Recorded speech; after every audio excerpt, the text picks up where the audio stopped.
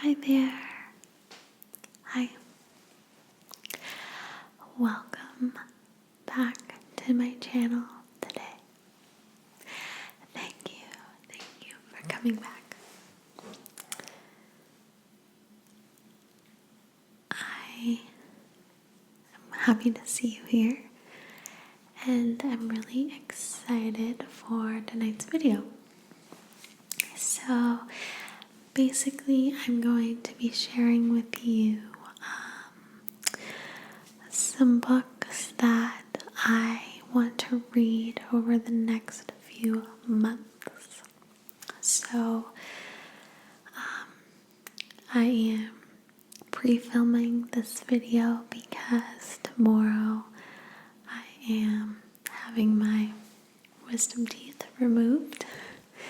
So hopefully when it's time for my next video, it won't be such a swollen chipmunk.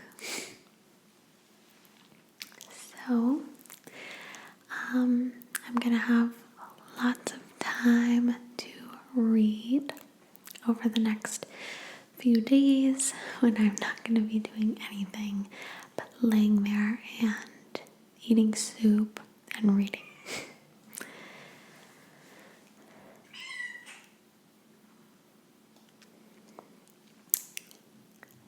If you can hear, that's my very small kitten meowing, wanting to get in.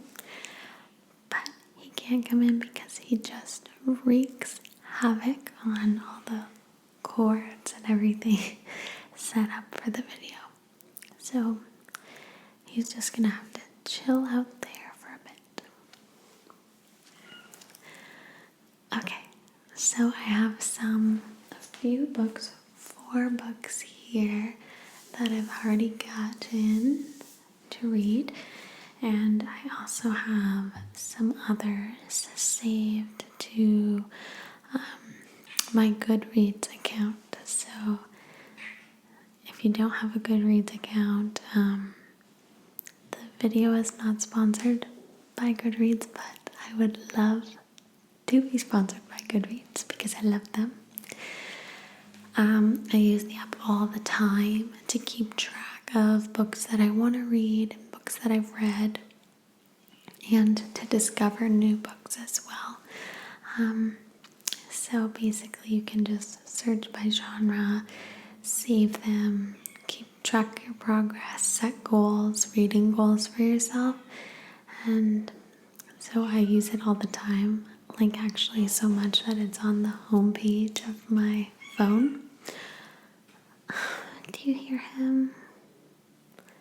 Baby, you can't come in, honey. Okay, I think he's sleeping. Okay, so I'll just start with these physical books that I have here. So, first up, this book is called Normal People by Sally Rooney.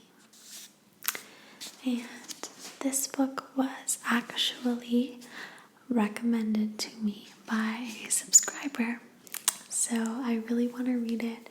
I think this is probably the next book that I will start. But she said it was amazing and that she couldn't stop thinking about it after and for like a long time after. So I think that's a sign of a great book. So I'll just read you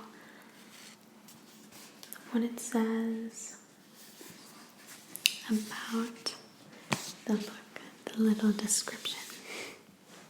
So it says, a wondrous and wise love story from the celebrated author of Conversations with Friends. At school, Connell and Marianne pretend not to know each other. He is popular and well-adjusted, a star of the school football team, while she is lonely, proud, and intensely private. But when Connell comes to pick his mother up from her job at Marianne's house, a strange and indelible connection grows between the two teenagers.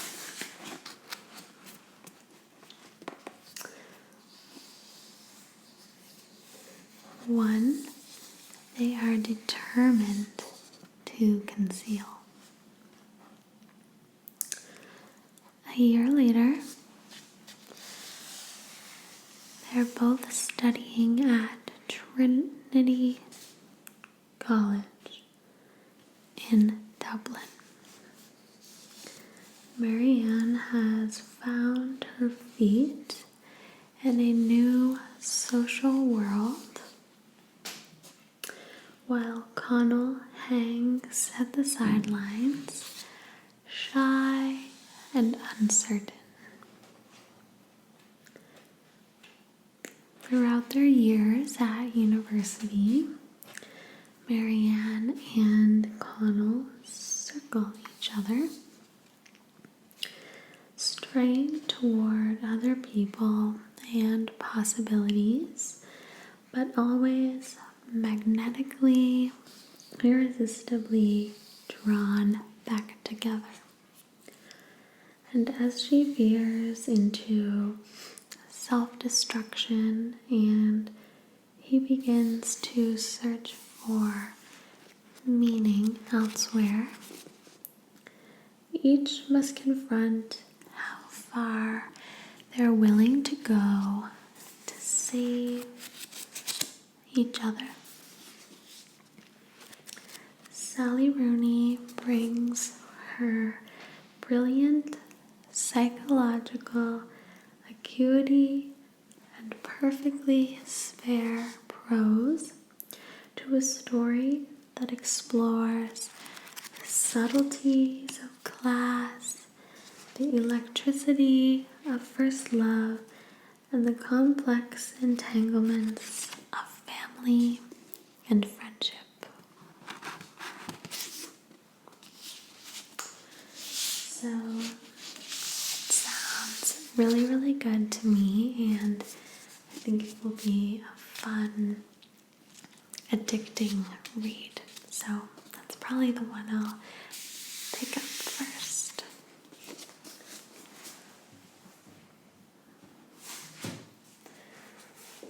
Okay, I also really want to start reading this book. It is 101 Ways to Go Zero Waste by Catherine Kellogg. So I'm trying to be more environmentally conscious and doing what I can to help, and mainly not doing what I should do. Things that are really bad for the environment. So what I know about and what I think about every day, I make sure to do.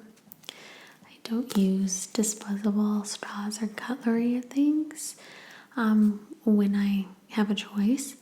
And I compost and do different things. I take reusable bags to the grocery store and things like that, but I walk and bike when I can rather than driving. So those are the things that I know that are kind of more obvious, but was really interested to see this, like ways that you can, new ways, I guess, that some of us might not have thought of before, just to spark ideas on how to be better. So I will read the back of this book. So it says, going zero waste is as easy as 1, 2, 3. Number 1 is say no to straws. Number 2, declutter your life. And number 3, go zero waste. Now, more than ever, we know how important it is to reduce our environmental footprint, but it can be daunting to know where to begin. Enter Catherine Kellogg, who for 2 years collected all of her trash in a 16-ounce mason jar. In 101 Ways to Go Zero Waste, she shares accessible tips so you can buy less, shop sustainably, and recycle responsibly. With advice for reducing food waste, recipes for DIY bath products and household cleaners, ideas for zero waste entertaining and travel, an extensive recycling guide, and resources for advocating for more sustainable practices outside the home. This is an essential handbook for anyone who wants to do their part to protect our planet. So I think that's super, super interesting. And I like how there's like 101 ways. So she actually has them numbered in here. For example, number 76 is walk, bike, carpool, or take public transit. So it's kind of cool, and then a little description about that and what to do and how to do it. So that's kind of interesting. Like I can maybe read a few each day or something rather than chapters. There's 100 short little nuggets of information and inspiration for me. So super excited to read this one.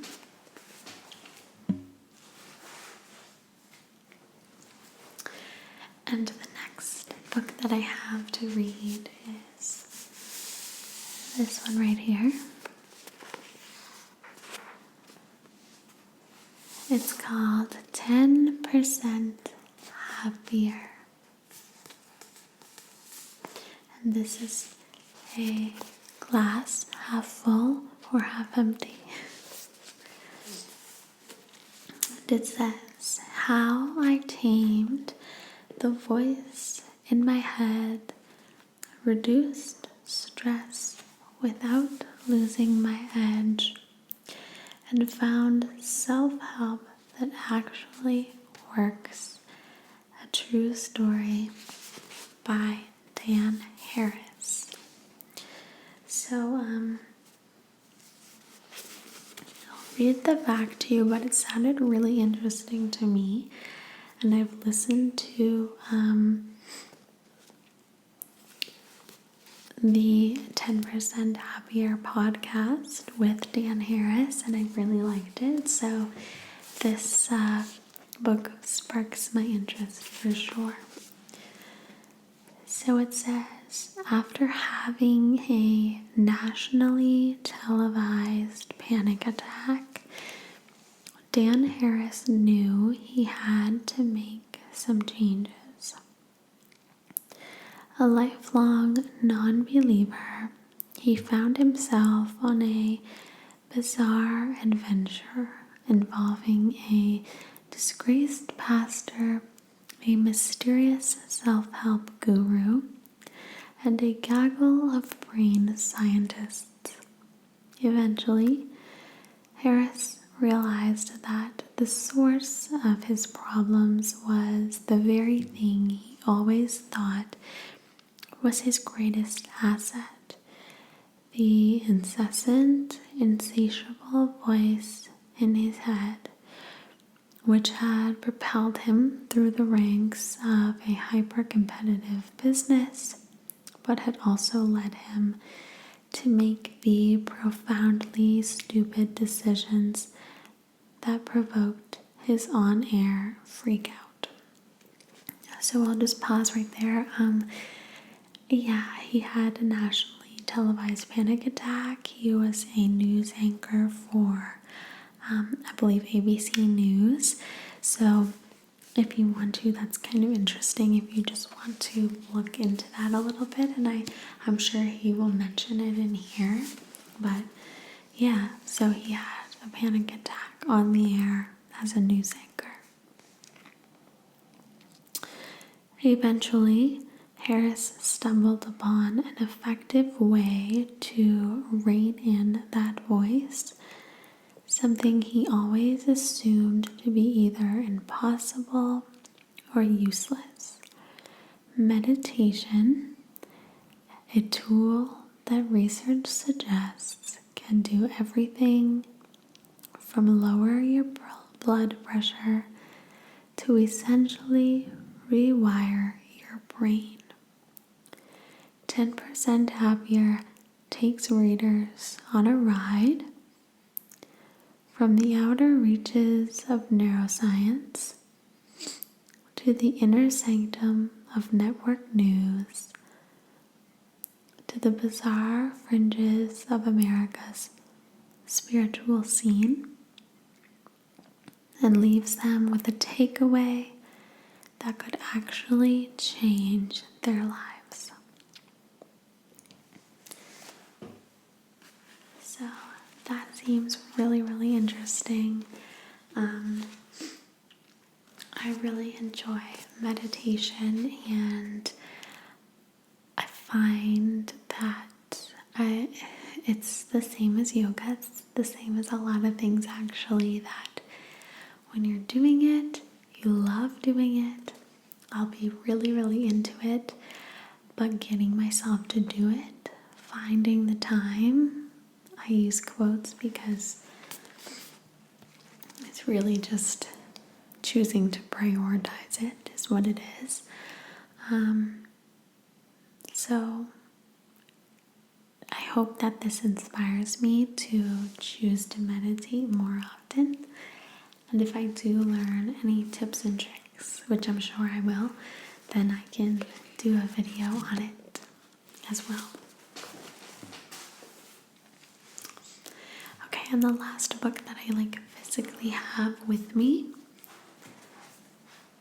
is this very large one right here. Well, it's small and large at the same time. It's small but thick. It's chunky. So this is The Goldfinch by Donna Tartt, and I've had this one on my shelf for so long to read, and I haven't gotten around to reading it because it is so intimidating looking. I'm going to count how many pages are in this book. Oh my gosh, I'm going to throw up.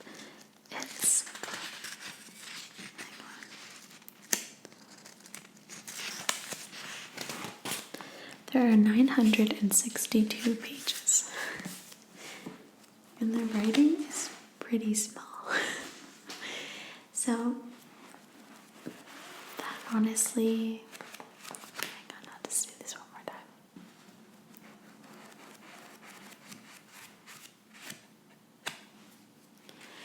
So that honestly has a lot to do with why I haven't actually tackled this one yet. But there's a movie coming out about it, and I'm not exactly sure when, but I think sometime fairly soon, because I've known that it was coming out for a long time. So I gotta read it before the movie comes out. I must. So I'll read you the back. It's a #1 bestseller about a son, a mother, and a life-changing work of art. Theo Decker, a 13-year-old New Yorker, miraculously survives an accident that kills his mother. Abandoned by his father, Theo is taken in by the family of a wealthy friend. Bewildered by his strange new life and tormented by his longing for his mother, he clings to the one thing that reminds him of her. A small, mysteriously captivating painting that ultimately propels Theo into the art underworld. As an adult,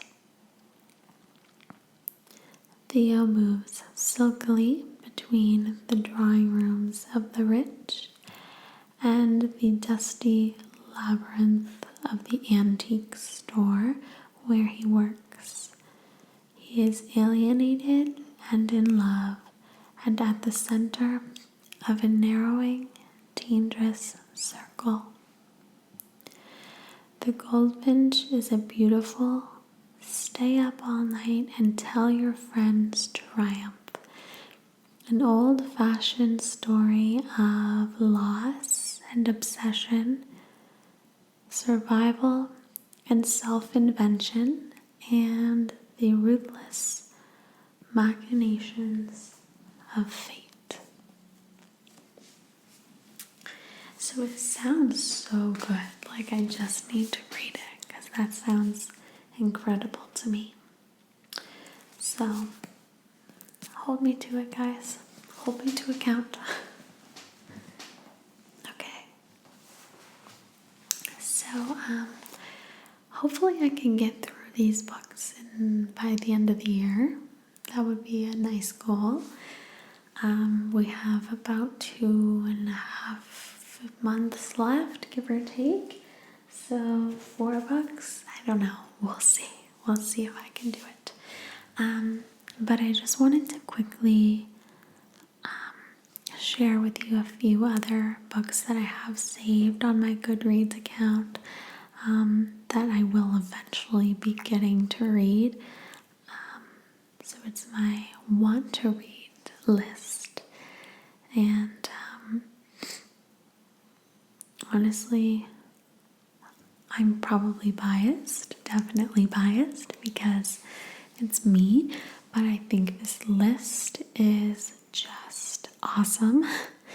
And I won't share them all because I have a ton on here, but I'll share some of the ones that I've added that I want to read, like lately in the past month or so. So, the first one I have on here is Talking to Strangers, What We Should Know About the People We Don't Know, which is like super intriguing title. And it basically is about, I won't read the whole description because it's long, but it's by Malcolm Gladwell, and it's about what happens when we meet people that we don't know and why a lot of times things don't work out in the best way. And it says he talks about little known stories to infamous legal cases, and he takes us on a journey through the unexpected. How do we make sense of the unfamiliar? Why are we so bad at judging someone, reading a face, or detecting a lie? why do we so often fail to get other people? So super interesting, and I want to know more about it. A lot of the books that I save are nonfiction. I think like just has a lot to do with like the fact that when I'm going on Goodreads, a lot of times I'm like, okay, what can I read to like improve my life or like things like that. So there's a lot of nonfiction, but I do have some fiction on here as well. So the next one I have here is The Daily Stoic, 366 Meditations for Clarity, Effectiveness, and Serenity by Ryan Holiday and Stephen Hanselman. And Stoicism is something that I'm interested in getting, learning more about, because it sounds really, really interesting to me, and I really actually think it could help my perspective on life a lot if I could get into it. So, basically,